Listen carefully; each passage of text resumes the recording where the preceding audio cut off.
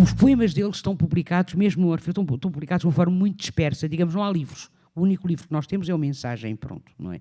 Que ele, repare, podíamos dizer assim, é porque ele recusa a publicação, não é verdade, não é? Até porque ele escreveu a Mensagem e o Mensagem foi composto porque ele queria concorrer, não é? Ao prémio, àquele prémio que não era para ter sido ele a ganhar, era para ter sido o outro, que eu agora já nem me lembro, nem ninguém se lembra quem é, do nome da outra criatura, não é? Que acabou por ficar exéquo, porque já não sei, penso que foi o António Ferro, não é? Que eu conhecia, penso que foi, não foi? Há uma história assim, não é? Exatamente, forçado a dar, não é? Igualmente, pronto.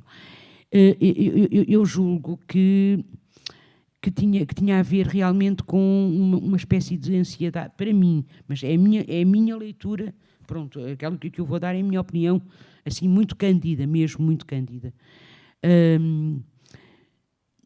Eu julgo que tinha a ver com uma sensação de incompletude, não é?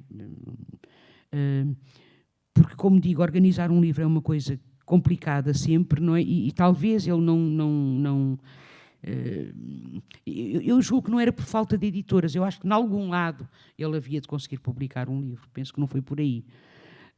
O que eu acho é que a sensação também de publicar um livro, nele que se espalhou por tantos, o que é que ele publicava? Repare, publicava como Pessoa, publicava como Campos, fazia uma mistura. A mim o que me choca muito mais é o facto de... Porque ele era conhecido, apesar de tudo, as pessoas sabiam na altura quem era Fernando Pessoa. É ele não ter sido, nem ele, nem Mário de Sá Carneiro, nem toda aquela geração, infelizmente, ela ter sido muito pouco apreciada, não é?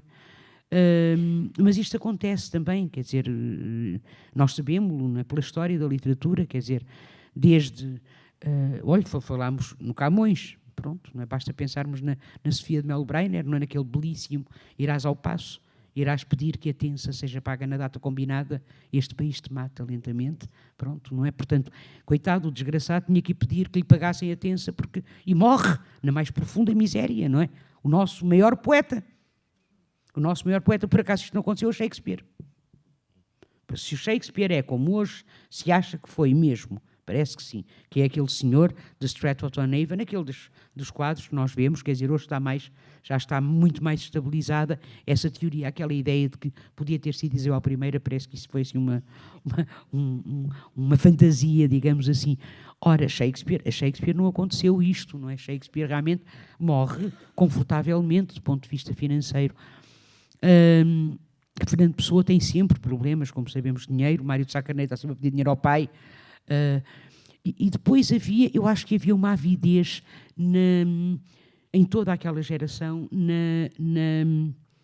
no experimentalismo, na novidade, digamos assim, uma enorme curiosidade.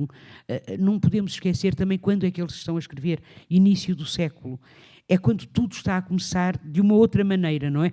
Eu acho que o modernismo é semelhante ao que foi a revolução ali do século XVI, ou seja, do final da Idade Média, para mim, princípio da Idade Moderna, em que de repente dizem assim, aliás, já se tinha dito, só que a Igreja conseguiu que isto fosse, como sabe, completamente esquecido, não é? Já eram teorias antigas, mas que se vem dizer, afinal, é a Terra que anda à roda do Sol, à volta do Sol, e não o Sol que anda à volta da Terra. Isto deve ter dado muita confusão às cabeças daquelas pessoas, não é?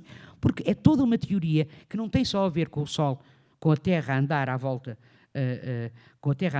do Sol, ou com o Sol a andar à volta da Terra. Não é só isso que está em questão.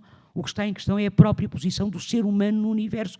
Porque se é a Terra que está no centro, então isto significa que nós temos um lugar, nós seres humanos, privilegiadíssimo, porque estamos aqui na Terra, tudo gira à volta da Terra. Deus criou-nos à sua imagem e semelhança. Quando se começa a dizer, não, a Terra é só um planeta, mais um, a andar à volta do Sol, realmente é o descentramento, e não é por acaso que o que é que nós temos aí? O barroco, não é? Na literatura, que é o descentramento, não é? Que são aquelas coisas, portanto, as formas, digamos assim, completamente desproporcionais, digamos, não é? Portanto, que traduz de alguma forma, de alguma maneira, o horror, mas é também a nova idade, a era moderna que está a começar ali, a modernidade, aquilo que chamamos a modernidade. Pronto.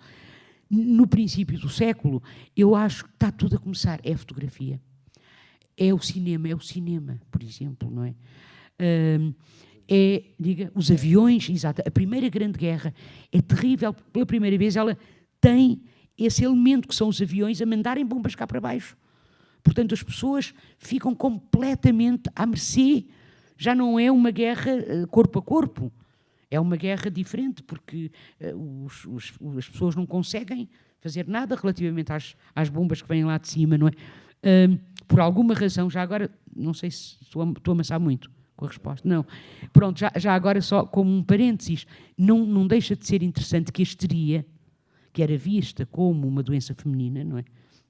E ainda há resquícios, não é? Dizer um homem histérico é uma coisa, um insulto horrível, não é? Pronto. E a gente imagina logo, pronto, faz logo ali um quadro, não é? E uma mulher histérica é uma mulher aos guinchos, não é? A histeria não é isso, não é? Como nós sabemos, é a pessoa de repente deixar de poder ficar paralisada de um lado, okay? ou deixar de ver de um lado por causa de um choque, uma coisa deste género. Ora, a histeria era sobretudo uma doença feminina. Deixa de ser depois da Primeira Guerra, porque os soldados que vêm da guerra exibem os mesmos sintomas que as mulheres estudadas por Freud e por Charcot no século XIX, por causa justamente dos aviões, não é? Quer dizer, tem a ver com a total impotência. Não se pode fazer nada. O que é que a pessoa vai fazer contra os aviões? Lançar aqueles fuzis que eles usavam. Fuzis não, eram já espingardas, não, mas quer dizer, não se pode fazer nada, digamos. É diferente. Portanto, aquele princípio do século tem a descoberta da arte africana, por exemplo, não é? Estou a pensar, não é só a pessoa, é um bocadinho mais tarde, anos 20, 30, nós começamos a ver Karen Blixen, a que escreveu o livro que deu o filme depois com a Meryl Streep, África Minha, não é?